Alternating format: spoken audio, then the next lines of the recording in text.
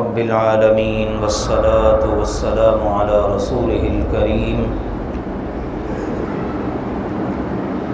أما بعد فأعوذ بالله من الشيطان الرجيم بسم الله الرحمن الرحيم سيقول السفهاء من الناس ما ولاهم عن قبلتهم التي كانوا عليها۔ آج اللہ کے فضل و کرم سے قیام اللیل میں دوسرا پارہ مکمل ہوا۔ دوسرے پارے میں بھی سورۃ البقرہ ہے، جس کے پہلے حصے یعنی پہلے پارے کے اندر اللہ تعالیٰ نے جو بیان کیا اس کا کل ذکر ہوا۔ آج پڑھی گئی منزل میں آپ نے جیسا کہ سماعت کیا، اللہ تعالیٰ نے مختلف اہم معاشرتی مسائل کو ذکر کیا ہے۔ اسی طرح سے عرب میں پیش آنے والے بعض حالات اور واقعات کا بھی ذکر ہوا ہے۔ ابتدا میں جو واقعہ ذکر ہوا وہ ہے تحویل قبلہ کا۔ پہلے قبلہ بیت المقدس تھا، مسجد اقصی۔ مسلمان جس وقت ہجرت کر کے مدینہ منورہ چلے گئے تھی کہ اللہ قبلہ تبدیل کر کے بیت اللہ کو قبلہ بنا دیں، تو اللہ تعالیٰ نے آپ کی خواہش کو مکمل کیا اور قبلے کو اللہ نے تبدیل کر دیا۔ جس وقت مسلمانوں نے مسجد اقصی کی بجائے مسجد حرام بیت اللہ کی طرف منہ کیا، تو اس وقت مدینہ منورہ کے اندر یہودیوں نے ایک شور برپا کر دیا، کہنے لگے ما ولاہم عن قبلتہم التی کانوا علیہا، ان مسلمانوں کو ان کے اس قبلے سے کس نے پھیر دیا جس کی طرف یہ منہ کر کے پہلے نماز پڑھا کرتے تھے۔ تو اللہ تعالیٰ نے پھر اس کا مکمل جواب دیا اور کہا قل للہ المشرق والمغرب، فرما دیجئے مشرق بھی اللہ کا ہے، مغرب بھی اللہ کا ہے۔ اللہ جس طرف چاہے اپنے بندوں کو منہ کر کے عبادت کرنے کا حکم دے دیں۔ پھر اس کے بعد اس کی حکمتیں ذکر کی۔ در حقیقت اللہ یہ دیکھنا چاہتا ہے کہ تم میں سے کون ہے جو ہمارے رسول کا پیروکار ہے، ہمارے رسول کی بات مان کر پہلے وہ بیت المقدس کی طرف منہ کر کے نماز پڑھتا رہا اور اب ہمارے رسول کا حکم مان کر ہی وہ بیت اللہ کی طرف منہ کر کے نماز پڑھ رہا ہے۔ اللہ نے یہ دیکھنا ہے من یتبع الرسول، کہ رسول کا پیروکار کون ہے۔ پھر ایک مسئلہ بڑا اہم یہ تھا کہ اب تک جو مسلمان بیت المقدس کی طرف منہ کر کے نماز پڑھتے رہے ان کی نمازوں کا کیا بنے گا۔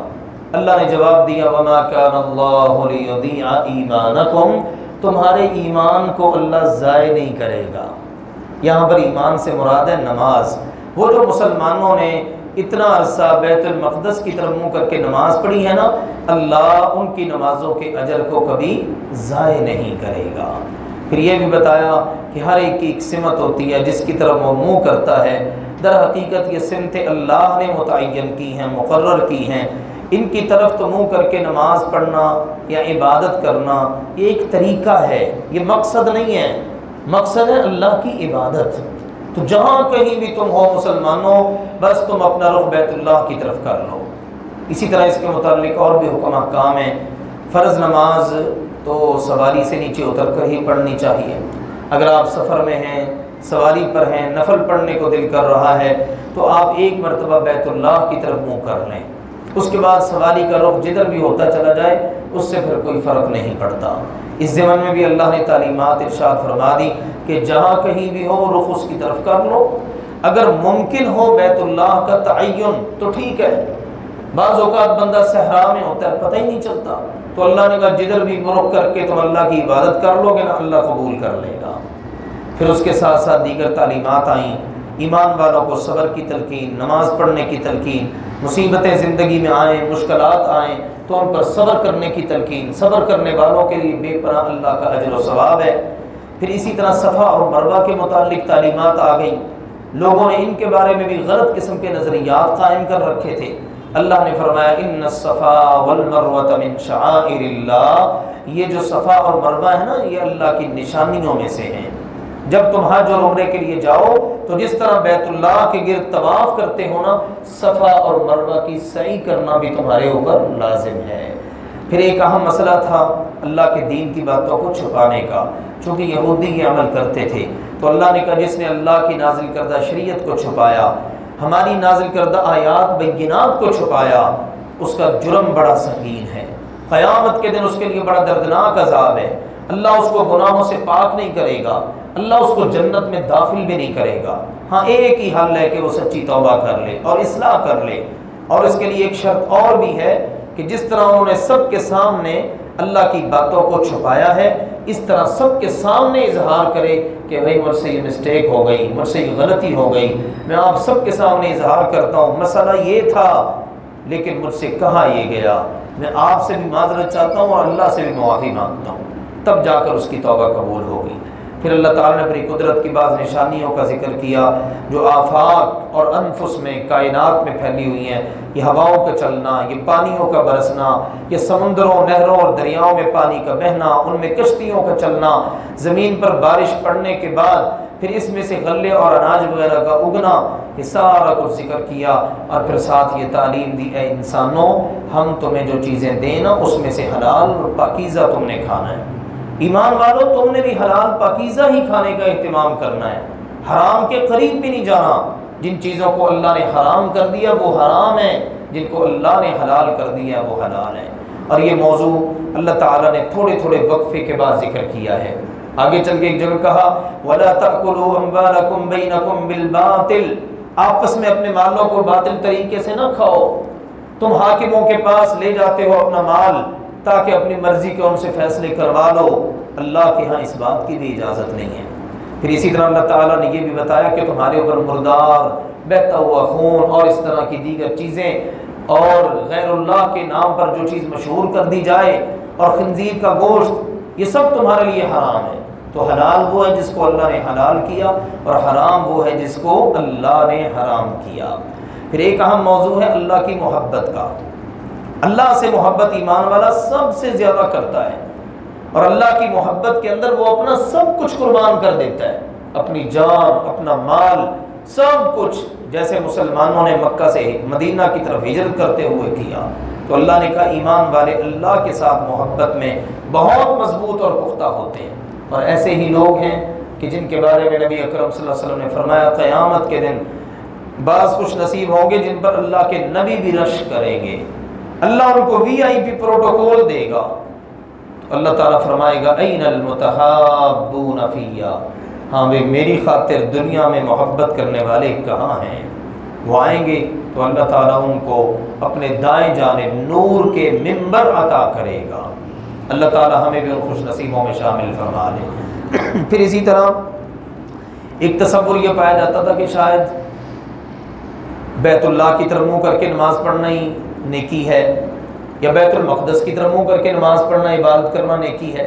اللہ نے نیکی کا تصور سمجھایا لیس البر ان تولوا وجوہکم قبل المشرق والمغرب، مشرق مغرب کی طرف منہ کر کے عبادت کرنا ہی نیکی نہیں ہے، نیکی ہے اللہ پر ایمان رکھنا، اللہ کے فرشتوں پر، اللہ کی کتابوں پر، آخرت کے دن پر، اور اللہ کی راہ میں خرچ کرنا، مال دینا گردنیں چھڑانے کے لیے، اور اسی طرح دیگر نیکی کے کاموں میں سوال کرنے والوں کو، سوال نہ کرنے والوں کو، نماز پڑھنا، زکوٰۃ دینا، یہ ہیں سارے کے سارے نیکی کے کام۔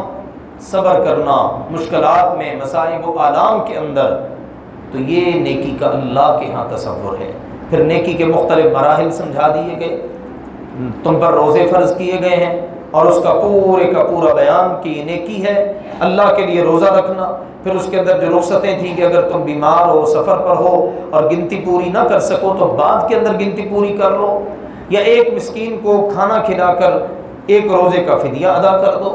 رمضان کا مہینہ وہ مہینہ جس میں قرآن اتارا گیا ہے، اور پھر اس کے فضائل و مناقب ہیں، اس کی عظمت و شان ہے۔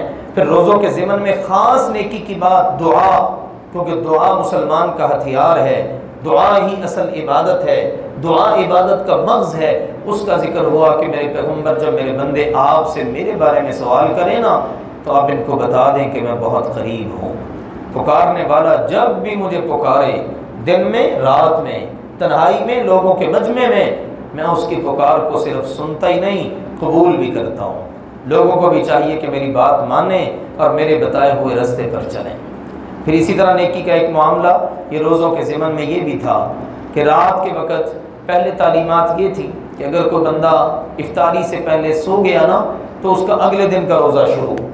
ایک صحابی کا اسی طرح سے واقعہ پیش آ گیا، وہ شام کو آئے کام کاج کر کے تھکے ہوئے تھے، اہلیہ محترمہ ان کی نکلی کہ میں باہر سے کہیں ہمسایوں وغیرہ سے کہیں سے کھانا وانا لے کے آتی ہوں افطاری کے لیے، ان کو چھوڑ کے چلی گئیں، ان کی آنکھ لگ گئی، اگلے دن کا روزہ شروع۔ وہ آئیں تو انہوں نے سر پکڑ لیا، اور اللہ کے بندے یہ آپ نے کیا کیا ہے، سو گئے آپ تو وہ سو گئے تو اگلے دن کا روزہ ان کا شروع۔ تو اللہ سبحانہ و تعالیٰ نے پھر آیت اتاری اور نیکی کا یہ تصور بھی سمجھا دیا کہ نیکی وہ ہوتی ہے جس کو اللہ نے نیکی قرار دے دیا ہے۔ اب کیا ہے روزے کا تصور کہ آپ رات کے وقت آرام کریں، رات کے وقت کھا بھی سکتے ہیں، میاں بیوی قربت بھی کر سکتے ہیں، لیکن دن کے اندر اللہ نے پابندی لگا دی کہ صبح سے لے کر شام تک تم نے روزہ رکھنا ہے۔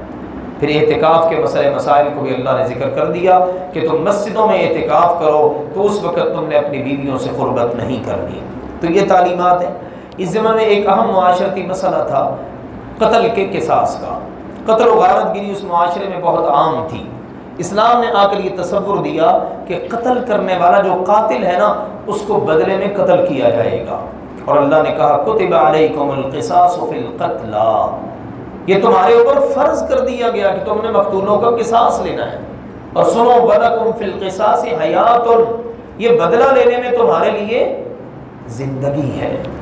جب ایک قاتل کا سر قلم کیا جائے گا اس کے بعد سب کو کان ہو جائے گی کہ نہیں بھائی یہاں پر تو قصاص میں قتل ہونا پڑے گا، پھر کوئی قتل کی جرت نہیں کرے گا۔ تو اللہ نے یہ مسئلہ سمجھا دیا۔ پہلے ابتدا میں یہ تھا کہ مرنے والا وصیت کر جاتا تھا کہ میری والدین میری والدہ کو میرے والد کو اتنا اتنا حصہ دے دینا، فلاں عزیز کو اتنا حصہ دے دینا۔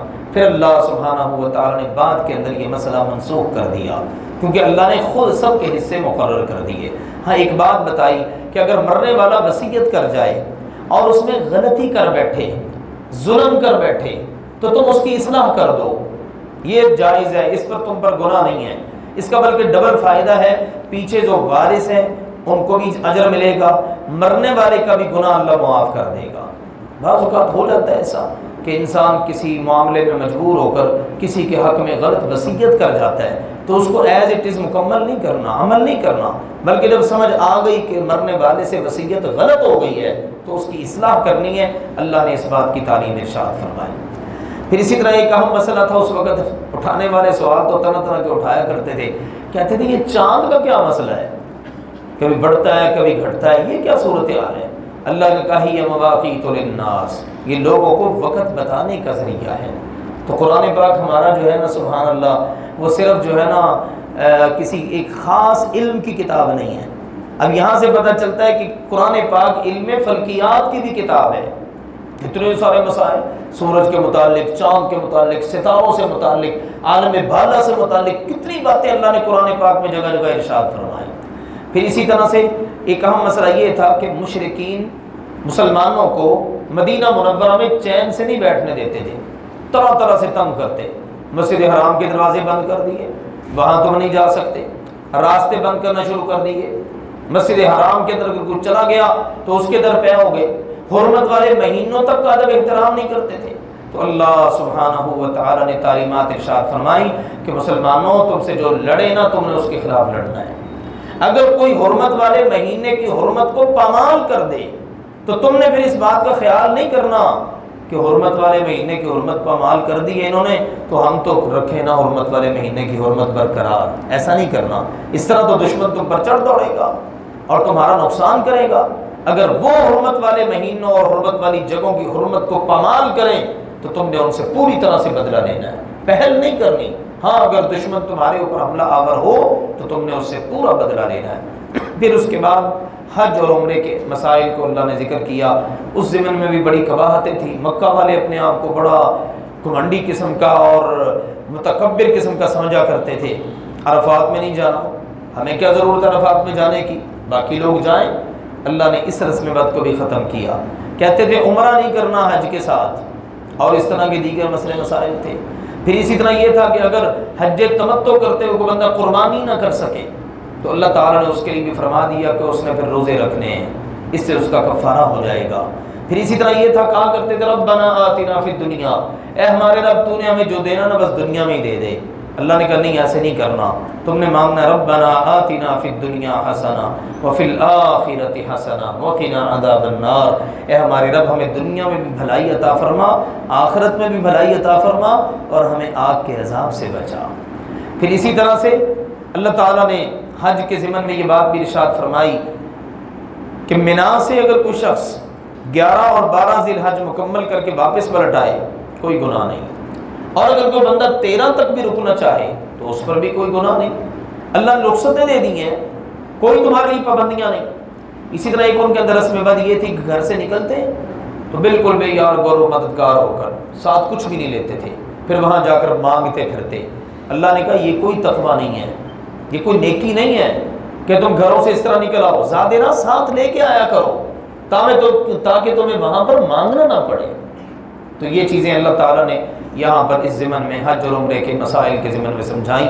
پھر درمیان میں ایک گفتگو ہے جس کا زیادہ تر تعلق مسلمانوں کے اہم مسائل کے ساتھ ہے، یعنی اس میں اللہ تعالیٰ نے یہ سمجھایا کہ فساد کرنے والا شخص جو ہوتا ہے نا وہ بڑی گھمنڈی قسم کی باتیں کرے گا، ایسی ایسی زبان استعمال کرے گا کہ سننے والا سمجھے گا کہ یہ پتہ نہیں کتنا حق پر ہے، لیکن در حقیقت وہ فساد مچا رہا ہوتا ہے۔ اور دوسری قسم کے وہ لوگ ہوتے ہیں جو اللہ کی رضا کے لیے زندگی گزارنے والے ہوتے ہیں۔ تو مسلمانوں تم ان دوسری قسم کے لوگوں میں شامل ہو جاؤ، اسلام میں مکمل طور پر داخل ہو جاؤ، تمہارے قدم نہیں ڈگمگانے چاہیے، تمہیں اس بات کا بالکل خیال نہیں کرنا چاہیے کہ ہم دین پر آدھے پر عمل کریں اور آدھے پر نہ کریں۔ یہ روش مسلمانوں کی نہیں بلکہ تم سے پہلے کے اہل کتاب یہود و نصارہ کی روش ہے۔ پھر ایک مسئلہ یہ ہوا کہ کیا خرچ کریں، اللہ نے فرمایا ضرورت سے جو زائد ہے وہ سارا ہی خرچ کر دو۔ پھر کہا تمہارے اوپر قتال فرض کر دیا گیا ہے، وہ تمہیں ناپسند ہے، اللہ کی راہ میں قتال میں تم نے جان بھی دینی ہے، تم نے مال بھی دینا ہے، اور اس کی بدولت اللہ نے تمہیں کس اجر سے نوازنا ہے تمہارے تصور میں بھی نہیں ہے۔ شراب کی حرمت کو ذکر کیا، جوئے کی حرمت کو ذکر کیا، اسی طرح مشرکہ عورتوں سے نکاح نہیں ہو سکتا، مشرک مرد سے اپنی زیر کفالت بچی بیٹی بہن وغیرہ کا نکاح نہیں تم کر سکتے۔ اللہ تعالیٰ نے اس کے متعلق حکم احکام ارشاد فرمائے۔ اس کے بعد نکاح اور طلاق کے اہم مسائل ہیں، میاں بیوی کے حالات میں قربت کر سکتے ہیں کن میں نہیں۔ اسی طرح سے مرد اگر اپنی بیوی سے ایلا کرنا چاہتا ہے، ایلا یہ ہوتا ہے قسم اٹھا لیتا ہے بندہ کہ میں نے اپنی بیوی سے نہیں ملنا، میں نے اس کے قریب نہیں آنا۔ رسول اللہ صلی اللہ علیہ وسلم نے بھی اسی طرح ایک بار قسم اٹھا لی 1 ماہ کے لیے، پھر آپ واپس تشریف لے آئے۔ تو اللہ تعالیٰ نے اس میں یہ مسئلہ ذکر کیا کہ زیادہ سے زیادہ اس کی مدت ہے 4 ماہ۔ 4 ماہ کے اندر اندر بندے نے فیصلہ کرنا ہے کہ اس عورت کو اپنی بیوی بنا کے رکھنا ہے، اس کو طلاق دے دینی ہے۔ اس کے بعد یہ نہیں ہے کہ اس کو لٹکا کے رکھے اور قسم اپنی آگے چلاتا رہے۔ ہاں 4 ماہ سے پہلے اگر اس میں نا اصل میں تفصیل ہے، ایک بندہ قسم اٹھا لیتا ہے میں 1 ماہ تک اپنی بیوی کے پاس نہیں آؤں گا، اب اس نے اس 1 ماہ کو پورا کرنا ہے۔ اگر 1 ماہ سے پہلے آ جاتا ہے نا پھر قسم کا کفارہ دے گا، اور آ سکتا ہے قسم کا کفارہ دے دے گا اور اپنی بیوی سے مل لے گا آ کر۔ تو اللہ تعالیٰ نے یہ مسائل قرآن پاک میں بڑے خوبصورت پیرائے میں سمجھا دیے ہیں۔ طلاق کے متعلق حکم احکام اور تعلیمات ارشاد فرمائیں کہ اگر کوئی شخص اپنی بیوی کو طلاق دینا چاہتا ہے تو ایک مجلس میں ایک ہی طلاق ہوتی ہے، وہ جتنی بار بھی کہے الطلاق مرتان، طلاق 2 مرتبہ ہے جس کے بعد رجوع کا حق حاصل ہے۔ تیسری مرتبہ اگر طلاق دے دے گا تو پھر رجوع نہیں کر سکتا، وہ عورت عدت گزارے گی اور عدت گزار کے پھر اس کا نکاح کہیں اور ہوگا۔ تعلیم اس سلسلے میں یہ ہے کہ عورت پاکی کی حالت میں ہو، میاں بیوی نے قربت نہ کی ہو، اور اس حالت کے اندر مرد اپنی بیوی کو 1 طلاق دے دے، یہ طلاق دینے کا شرعی اور مسنون طریقہ ہے۔ لیکن اگر کسی بھی حالت میں طلاق دے دی تو نبی اکرم صلی اللہ علیہ وسلم نے بتا دیا ہر حال میں طلاق واقع ہو جاتی ہے۔ ایک وقت میں طلاق دے دی اب اس کے بعد 3 ماہ کی عدت ہے، اگر پریگننسی نہ ہو تو 3 ماہ کی عدت عورت گزارے گی، اس عدت میں رجوع ہو سکتا ہے، کوئی نکاح کی ضرورت نہیں، کوئی کفارہ نہیں، کوئی فدیہ، کچھ بھی نہیں، کسی نام سے کوئی چٹی نہیں ہے۔ دوسری طلاق کے بعد بھی سیم یہی پروسیجر ہے۔ ہاں تیسری طلاق کے بعد عورت عدت تو گزارے گی لیکن اس عدت کے دوران رجوع نہیں ہو سکتا، نہ ہی اس عدت کے گزرنے کے بعد نکاح ہو سکتا ہے۔ پہلی 2 طلاقوں میں عدت گزرنے کے بعد نکاح ہو سکتا ہے، لیکن تیسری طلاق کے بعد عدت گزرنے کے بعد نکاح بھی نہیں ہو سکتا۔ یہ پابندی ہے اللہ کی طرف سے، 2 چانس مل گئے اور کیا چاہیے. اب تیسری مرتبہ اور ان چیزوں کو بندہ کھیل بنا لے. ایک ہی مجلس میں 3 طلاقیں دے رہے ہیں. نبی صلی اللہ علیہ وسلم نے اس بات پر سخت غصہ کیا ہے کہ یہ اللہ کی کتاب کے ساتھ مذاق ہے کہ کوئی بندہ ایک ہی مجلس میں اپنی بیوی کو 3 طلاقیں دے دیں. پھر رجوع کے حکم احکام ہیں. واقعات بھی بعض پیش آ گئے. ایک صحابیہ کو طلاق ہو گئی, بھائی نے روک دیا. اس نے کہا کہ میں تو اب اس کو دوبارہ نہیں بھیجوں گا. اللہ تعالیٰ نے آیت اتار دی, نہیں تم روک نہیں سکتے. اگر میاں بیوی رجوع کرنا چاہتے ہیں نا, پھر عورت کے رشتہ داروں کو, بھائی والد کوئی اور بیچ میں آ کے مداخلت کرے اور روکنے کی کوشش کرے, اللہ نے کہا اس بات کی اجازت نہیں ہے. پھر اسی طرح وہ عورت جس کا شوہر فوت ہو جائے, اس کے لیے پہلے تعلیم یہ تھی کہ 1 سال کی اس نے عدت گزارنی ہے, 1 سال تک. اور اس کے بعد پھر تعلیم اللہ نے بدل دی, فرمایا 4 ماہ 10 دن. پہلے وقتوں میں زمانہ جاہلی تو 1 سال ہوتا تھا. اس کا پھر پتہ عجیب ہی طریقہ تھا, اتنا ظلم تھا عورتوں پر کہ اس کو بکری کے باڑے میں چھوڑ دیتے کہ معاذ اللہ جانوروں کی طرح رہے. جب اس کی عدت پوری ہو گئی, اب اس نے جناب ایک مینگنی باہر اٹھا کے پھینکنی ہے. گزرنے والوں کو پتہ چل جاتا ہے اس عورت کی عدت پوری ہو گئی ہے. اللہ کے نبی صلی اللہ علیہ وسلم نے تعلیم دی, قرآن نے بتایا کہ 4 ماہ 10 دن عورت کی عدت ہے, لیکن وہ اپنے شوہر کے گھر میں ہی اپنا وقت گزارے, باہر آنے جانے سے پرہیز کرے. بوقت ضرورت اگر آنا جانا ہو, مثلا ڈاکٹر کو چیک اپ کروانا ہے یا اور اس قسم کی کوئی مجبوری بن گئی ہے جس کے بغیر چارہ نہیں ہے, تو وہاں پر رخصتیں دے دی گئی ہیں. پھر اسی طرح سے اللہ ذوالجلال والاکرام نے رضاعت کے حکم احکام ذکر کیے, دودھ پلانے کے. مائیں اپنے بچوں کو 2 سال تک دودھ پلائیں. اگر میاں بیوی میں طلاق ہو جاتی ہے, عورت اپنے بچے کو دودھ پلا رہی ہے, یہ مرد چاہتا ہے یہی عورت دودھ پلائے, پلوا سکتا ہے, لیکن ان کے سارے اخراجات اس مرد نے پورے کرنے ہیں. اگر یہ مرد چاہتا نہیں میں نے اپنی اس سابقہ بیوی سے اپنے بچے کو دودھ نہیں پلوانا, کسی اور عورت سے دودھ پلوانا ہے, تو بھی یہ جائز ہے.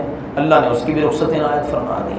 تو یہ تعلیمات اور اس سے متعلقہ دیگر اللہ تعالیٰ نے ان آیات میں ارشاد فرمائیں. اور آخری جو 2 رکوع ہیں ان میں بنی اسرائیل کے کچھ حالات واقعات. مختصراً یہ ہے کہ جہاد سے جی چرانے کی وجہ سے اور بزدلی کی وجہ سے دشمن بنی اسرائیل پر مسلط ہو گیا. ان کے بچوں کا قتل عام, بڑوں کا قتل عام, عورتوں کو قیدی بنا لیا, ان کو گھروں سے نکال دیا. اب یہ سارے اکٹھے ہو کر وقت کے نبی کے پاس آئے کہ ہمارا کوئی بادشاہ مقرر کرو جس کی قیادت میں ہم دشمن سے لڑائی کریں. یہ جالوت اور اس کی فوجیں چڑھتی چلی جا رہی ہیں. اللہ کے نبی نے بتایا کہ اللہ نے طالوت کو تمہارا بادشاہ مقرر کر دیا ہے. طالوت کو غریب آدمی ہے. اصل میں ہمیشہ دنیا میں سیاست اس کو سمجھا گیا ہے کہ جس بندے کے پاس بڑا مال و دولت ہو, ہر وقت اس کا ڈیرا چلتا ہو, یہی سیاست ہوتی ہے نا. غریب آدمی تو سیاست میں آنے کا تصور نہیں کر سکتا. تو بہرحال انہوں نے کہا یہ تو ہے ہی کچھ نہیں اس کے پاس. تو اللہ کے نبی نے بتایا دیکھو اس کے پاس علم ہے. اللہ کے علم کی قدر ہوتی ہے. علم کی وجہ سے اللہ برتریاں, قیادتیں, سیادتیں عطا کرتا ہے, اور جسمانی طور پر بھی وہ فٹ ہے. اور پھر اس کے بعد یہ ان آیت ملک, اس کی بادشاہت کی نشانی ہے کہ آسمان سے ایک تابوت اترے گا, اللہ کے فرشتے اس کو اٹھائے ہوئے ہوں گے. موسیٰ علیہ السلام اور ہارون علیہ السلام کی باقیات اس کے اندر ہوں گی اور اس کے اندر خیر و برکت ہوگی. بہرحال نہ چاہتے ہوئے وہ تیار ہو گئے کہ چلو ٹھیک ہے مان ہی لیتے ہیں. اب اللہ نے ایک آزمائش کی. انہوں نے چل کے دشمن تک جانا تھا. راستے میں ایک نہر آتی تھی اور گرمی کا موسم, شدت اور پیاس بھی شدت کی. اللہ نے کہا وقت کے نبی سے اور بادشاہ سے کہ اپنی ساری فوج کو آرڈر کر دو, اس نہر سے کسی نے پانی نہیں پینا, صرف ایک چلو پانی پینے کی اجازت ہے. یہ نہ ہو کہ پانی پی کر پیٹ بھر کے جناب اس کے بعد جا گرو کہ ہم سے تو نہیں لڑا جاتا. نتیجہ یہی نکلا کہ سب نے جناب وہاں سے پیٹ بھر کے پانی پیا, بس چند لوگ بچے. اور حدیث میں آتا ہے وہ تھے صرف 313, اتنی تعداد جتنی بدر میں آئی تھی. اب وہ 313 آگے بڑھے اور دشمن کے اوپر اٹیک کیا. اللہ نے فتح عطا کر دی. قتل داود جالوت. داود علیہ السلام اس وقت ایک سپاہی کی حیثیت میں کام کر رہے تھے. انہوں نے اللہ کے حکم کے ساتھ جالوت جو دشمن فوج کا بادشاہ تھا نا, اس کو قتل کر دیا اور اس کے بعد ہیرو بن گئے. اللہ نے پھر مزید کرم نوازی کی, اللہ نے ان کو اپنا نبی اور رسول بھی بنا لیا. اللہ نے یوں یہ واقعہ اس میں ذکر کیا کہ دیکھو تمہاری بزدلی کا کیا نتیجہ. اور پھر اس کے بعد تم میں سے سارے نہیں, صرف 313 افراد کا چناؤ ہوا اور انہوں نے آگے بڑھ کر اللہ کی راہ میں جہاد کیا اور اللہ نے ان کو فتح عطا کر دی. اللہ کا اصول یاد رکھو, کم من فئۃ قلیلۃ غلبت فئۃ کثیرۃ باذن اللہ، کتنی چھوٹی چھوٹی جماعتیں ہیں، اللہ اپنے حکم کے ساتھ ان کو بڑے بڑے لشکروں پر غالب کر دیتا ہے۔ تو فتح اور شکست کا معیار قلت اور کثرت نہیں، افرادی قوت نہیں، بلکہ محض اللہ کی مدد ہوتی ہے۔ تو یہ پیغامات ہیں جو اس دوسرے پارے میں اللہ سبحانہ و تعالیٰ نے ارشاد فرمائے۔ اللہ تعالیٰ ہم سب کو قرآن پاک کا فہم عطا فرمائے۔ اللہم اجعل القرآن ربیع قلوبنا ونور صدورنا وجلاء احزاننا وذهاب همومنا وغمومنا سبحان ربک رب العزة عما یصفون وسلام علی المرسلین والحمد للہ رب العالمین۔